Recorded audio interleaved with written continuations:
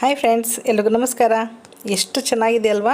Evening ಸ್ನ್ಯಾಕ್ಸ್ಗಾರ ಮಾಡ್ಕೊಳ್ಬೋದು ಅಥವಾ ನಿಮ್ಗೆ ಯಾವಾಗ ಬೇಕು ಅವಾಗ ಮಾಡ್ಕೊಳ್ಬೋದು. ತುಂಬ ಚೆನ್ನಾಗಿರುತ್ತೆ ಕೈಮಾ ವಡೆ ಇದು.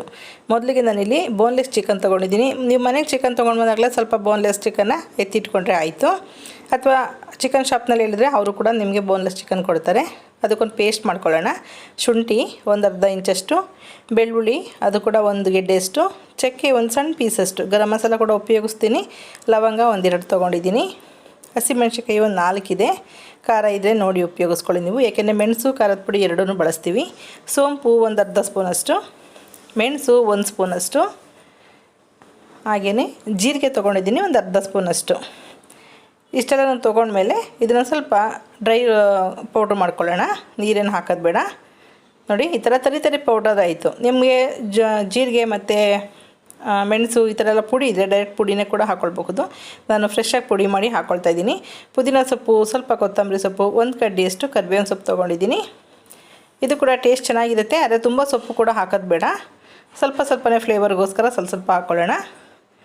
ಕರಿಬೇವಿನ ಸೊಪ್ಪನ್ನ ನೀವು ಕರ್ದಿ ಕೂಡ ಉಪಯೋಗಿಸ್ಕೊಳ್ಬೋದು ಕಬಾಬ್ ರೀತಿಯಲ್ಲಿ, ಅಥವಾ ಹೀಗೆ ಹಾಕಿದ್ರೆ ಮಕ್ಳುಗಳು ಕೂಡ ಇದನ್ನು ಹಿಂಡಿಸೋದಿಲ್ಲ, ತುಂಬ ಚೆನ್ನಾಗಿ ತಿಂದ್ಕೊಳ್ತಾರೆ.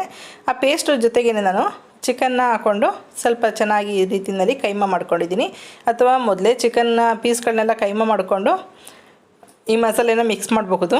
ನಿಮ್ಗೆ ಯಾವ ರೀತಿ ಅನುಕೂಲ ಆಗುತ್ತೆ ಆ ರೀತಿ ಮಾಡ್ಕೊಳ್ಳಿ.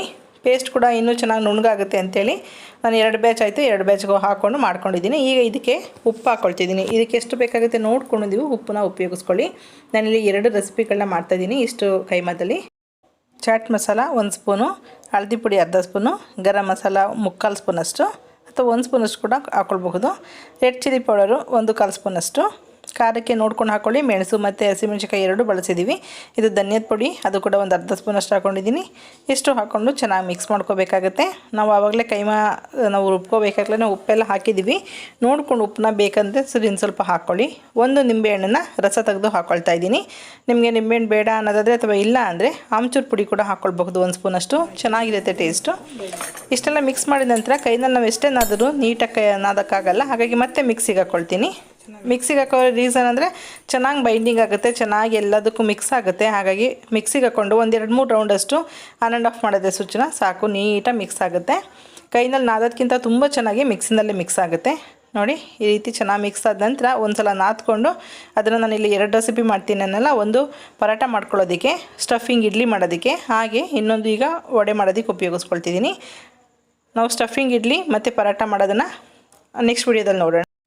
ಉಳಿದಿರೋಂಥ ಕೈಮಾ ಮಿಕ್ಸಿಗೆ ನಾವು ಇದು ವಡೆ ಮಾಡ್ಕೊತಿದ್ವಿ, ಕೈಮಾ ವಡೆ. ಅದಕ್ಕೋಸ್ಕರ ಕಾರ್ನ್ಫ್ಲೋರ್ 2 ಸ್ಪೂನಷ್ಟು, ಕಡಲೆ ಹಿಟ್ಟು 2 ಸ್ಪೂನಷ್ಟು, ಸ್ವಲ್ಪ ಸಬ್ಬಸಿಗೆ ಸೊಪ್ಪು ಹಾಕ್ಕೊಂಡಿದ್ದೀನಿ. ಸಬ್ಬಸಿಗೆ ಸೊಪ್ಪು ಇದ್ದರೆ ಹಾಕ್ಕೊಳ್ಳಿ, ಸ್ವಲ್ಪನೇ ಇತ್ತು ಹಾಗಾಗಿ 1 ಸ್ಪೂನಷ್ಟು ಹಾಕ್ಕೊಳ್ಳಿ ಸಾಕು, ತುಂಬ ಸೊಪ್ಪು ಕೂಡ ಬೇಡ.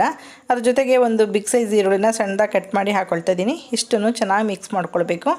ನಿಮಗೇನೋ ಕಾರ್ನ್ಫ್ಲೋರ್ ಇಲ್ಲ ಅಂದರೆ 1-2 ಸ್ಪೂನಷ್ಟು ಅಕ್ಕಿ ಹಿಟ್ಟು ಕೂಡ ಹಾಕ್ಕೊಳ್ಬಹುದು. ರೀಸನ್ ಏನಂದರೆ ನಾವು ಉಪ್ಪೆಲ್ಲ ಹಾಕಿದ್ರಿಂದ ಈರುಳ್ಳಿ ಕೂಡ ನೀರು ಬಿಡುತ್ತೆ. ಸ್ವಲ್ಪ ಸಾಫ್ಟಾಗಿದ್ದರೆ ಏನಾದರೂ ಕೈಮಾ ಬೈಂಡಿಂಗ್ ಅದು ತುಂಬ ಚೆನ್ನಾಗಿ ಬರುತ್ತೆ. ಹಾಗಾಗಿ ನಾವು ವಡೆ ತಟ್ತೀವಲ್ಲ ಆ ರೀತಿಯಲ್ಲಿ ಅದಕ್ಕಿರಬೇಕಿದು. ಒಂದು ಉಂಡೆನ ಮಾಡಿ ನೋಡಿ ನೀವು. ತುಂಬ ತೆಳು ಆಯಿತು ಅನ್ನೋದಾದರೆ ಈ ರೀತಿ ಹಿಟ್ಟುಗಳನ್ನ ಚೆನ್ನಾಗಿ ಮಿಕ್ಸ್ ಮಾಡ್ಕೊಳ್ಳಿ. ಅಥವಾ ತುಂಬ ಗಟ್ಟಿ ಇದೆ ನಮಗೆ ಅವಶ್ಯಕತೆ ಇಲ್ಲ ಅಂದರೆ 1 ಸ್ಪೂನಷ್ಟು ಮಿಕ್ಸ್ ಮಾಡ್ಕೊಳ್ಳಿ. ತುಂಬ ಕ್ರಿಸ್ಪಿಯಾಗಿ ಚೆನ್ನಾಗಿ ಬರುತ್ತೆ ಹಿಟ್ಟು ಹಾಕಿದ್ರು ಕೂಡ. ಒಂದು ಉಂಡೆ ತೊಗೊಂಡು ವಡೆ ರೀತಿಯಲ್ಲಿ ಈ ರೀತಿ ತಟ್ಟಿ ನೋಡಿ ನೀವು, ನೀಟಾಗಿ ಬಂತು ಅದು ಅಂದರೆ ಕರೆಕ್ಟಾಗಿದೆ ಅಂತೇಳಿ. ನಾನು ಇದಕ್ಕೆ 1 ಸ್ಪೂನಷ್ಟು ಎಣ್ಣೆ ಹಾಕ್ಕೊಳ್ತಾ ಇದ್ದೀನಿ. ಎಣ್ಣೆ ಆವಾಗಲೇ ಮಿಕ್ಸ್ ಮಾಡಿರಲಿಲ್ಲ. ಎಣ್ಣೆ ಹಾಕೋದ್ರಿಂದ ಇನ್ನೂ ಚೆನ್ನಾಗಿರುತ್ತೆ, ಒಳಗಡೆ ಚೆನ್ನಾಗಿ ಬೇಯುತ್ತೆ, ಹಿಟ್ಟು ಕೂಡ ಕ್ರಿಸ್ಪಿಯಾಗಿ ಕೂಡ ಬರುತ್ತೆ. 1 ಸ್ಪೂನ್ ಸಾಕು, ತುಂಬ ಅವಶ್ಯಕತೆ ಇಲ್ಲ. ನಾವು ಬಾದುಷಾ ಮಾಡ್ತೀವಲ್ಲ ಆ ರೀತಿಯಲ್ಲಿ ಮಾಡ್ಕೊಳ್ಬೇಕು. ಮಧ್ಯದಲ್ಲಿ ಸ್ವಲ್ಪ ಹೋಲ್ ಮಾಡಬೇಕು, ತುಂಬ ತೂತು ವಡೆ ರೀತಿ ಮಾಡೋದು ಬೇಡ. ಜಸ್ಟ್ ಒಂದು ಬೆರಳಿನಲ್ಲಿ ಎಣ್ಣೆ ಹಚ್ಕೊಂಡು ಈ ರೀತಿ ಉಂಡೆ ಮಾಡಿಕೊಂಡು ಸ್ವಲ್ಪ ಪ್ರೆಸ್ ಮಾಡಿದ್ರೆ ವಡೆ ಥರ ಬರುತ್ತೆ ಶೇಪು. ಮಧ್ಯದಲ್ಲಿ ಸಣ್ಣದಾಗಿ ಈ ರೀತಿ ಬೆರಳಿಂದ ಮಾಡಿದ್ರೆ ಬಾದುಷಾ ಥರ ತುಂಬ ಚೆನ್ನಾಗಿ ಬೇಯುತ್ತೆ. ಮಧ್ಯದಲ್ಲಿ ಏನೋ ರೀಸನ್ ಕೂಡ, ಹಾಗಾಗಿ ತುಂಬ ಚೆನ್ನಾಗಿ ಕ್ರಿಸ್ಪಿಯಾಗಿ ಬೇಯುತ್ತೆ. ಎಣ್ಣೆ ಕಾದಿದೆ ಅನ್ನೋದಕ್ಕೆ ಒಂದು ಸಣ್ಣ ಪೀಸ್ ಹಾಕ್ತೆ. ಅದು ಹಾಕಿದ ತಕ್ಷಣ ಎಣ್ಣೆಯಿಂದ ಮೇಲೆ ಬಂದರೆ ಚೆನ್ನಾಗಿ ಕಾದಿದೆ ಅಂತ. ಸ್ವಲ್ಪ ನಾನ್ ವೆಜ್ ಆಗಿರೋದ್ರಿಂದ ಸ್ವಲ್ಪ ಚೆನ್ನಾಗಿ ಬೇಯಬೇಕಿದು. ಮೊದಲು ನೀವು ಹಾಕುವಾಗ ಹೈ ಫ್ಲೇಮೇ ಇಟ್ಕೊಳ್ಳಿ. ಜಸ್ಟ್ ಇವೆಲ್ಲ ಹಾಕಿದ ನಂತರ ನೀವು ಮೀಡಿಯಮ್ ಫ್ಲೇಮು ಅಥವಾ ಲೋ ಫ್ಲೇಮು ಮಾಡಿಕೊಂಡು ಸಿಮ್ಮಲ್ಲಿ ಬೇಯಿಸ್ಕೊಳ್ಬೇಕು. 1-2 ನಿಮಿಷ ಆದ ನಂತರ ಈ ರೀತಿ ಉಲ್ಟಾ ಸೀದಾ ಮಾಡ್ಕೊಳ್ಳಿ. ಒಂದು ಸೈಡೆಲ್ಲ ಬೆಂದು ಸ್ವಲ್ಪ ನೊರೆ ಅಂಶ ಕಮ್ಮಿ ಆದಮೇಲೆ ನಿಮ್ಗೆ ಗೊತ್ತಾಗುತ್ತೆ ಬೆಂದಿದೆ ಅಂತ. ಸ್ವಲ್ಪ ಗಟ್ಟಿ ಕೂಡ ಬಂದಿರ್ತವೆ. ಆಮೇಲೆ ಈ ರೀತಿ ತಿರ್ವಾಕೊಂಡು ಸ್ವಲ್ಪ ಲೋ ಫ್ಲೇಮ್ ಮಾಡಿಕೊಂಡು ಇದನ್ನು ಚೆನ್ನಾಗಿ ಕ್ರಿಸ್ಪಿ ಆಗೋವರೆಗೂ ಬೇಯಿಸ್ಕೋಬೇಕು. ನಾವು ಹಸಿ ಕೈಮಾ ಉಪಯೋಗಿಸಿದ್ವಿ. ಕೈಮಾನ ಯಾವುದೇ ರೀತಿ ಫ್ರೈ ಮಾಡೋದು ಬೇಯಿಸೋದೇನು ಮಾಡಿಲ್ಲ. ಹಾಗಾಗಿ ಒಳಗಡೆ ಚಿಕನ್ ಕೂಡ ಚೆನ್ನಾಗಿ ಬೇಯಬೇಕಂದ್ರೆ ನಮಗೆ ಟೈಮ್ ಕೂಡ ಬೇಕು. 5ರಿಂದ 7 ನಿಮಿಷದಷ್ಟು ಟೈಮ್ ಬೇಕಾಗುತ್ತೆ. ಹಾಗಾಗಿ ಸ್ವಲ್ಪ ಲೋ ಫ್ಲೇಮ್ ಮಾಡಿಕೊಂಡು ನೀಟಾಗಿ ಬೇಯಿಸ್ಕೊಳ್ಳಿ. ಈಗ ನೊರೆ ಕೂಡ ಕಡಿಮೆ ಆಗಿದೆ. ನಾನು ಇದ್ರ ಜೊತೆಗೇ ಇನ್ನೊಂದು ಬ್ಯಾಚ್ ಕೂಡ ಹಾಕ್ಕೊಂಡಿದ್ದೀನಿ. ಬಣ್ಣ ಬದಲಾದ ನಂತರ ಎಲ್ಲನೂ ಒಂದು ಟಿಶ್ಯೂ ಪೇಪರ್ ಮೇಲೆ ತೆಗೆದಿಟ್ಕೊಳ್ಳೋಣ. ನಾನು ಟೊಮೊಟೊ ಸಾಸ್ ಜೊತೆ ಇದನ್ನು ಸರ್ವ್ ಮಾಡ್ತಾಯಿದ್ದೀನಿ. ನೀವು ಚಟ್ನಿ ಜೊತೆ ಕೂಡ ಸರ್ವ್ ಮಾಡಬಹುದು, ಹಾಗೆ ಸೈಡ್ ಡಿಶ್ ಆಗಿ ಕೂಡ ಉಪಯೋಗಿಸ್ಕೊಳ್ಬಹುದು. ನೋಡಿರಲ್ಲ ಫ್ರೆಂಡ್ಸ್, ಎಲ್ರಿಗೂ ಇಷ್ಟ ಆಯ್ತು ಅಂತ ಅಂದ್ಕೊಳ್ತೀನಿ. ನೀವೇನೋ ಹೊಸಬರಾಗಿ ನನ್ನ ಚಾನಲ್ನ ಸಬ್ಸ್ಕ್ರೈಬ್ ಮಾಡ್ಕೊಳ್ಳಿ, ಹಾಗೆ ವಿಡಿಯೋನ ಎಲ್ರಿಗೂ ಶೇರ್ ಮಾಡೋದು ಮರಿಬೇಡಿ. Okay, bye, thank you.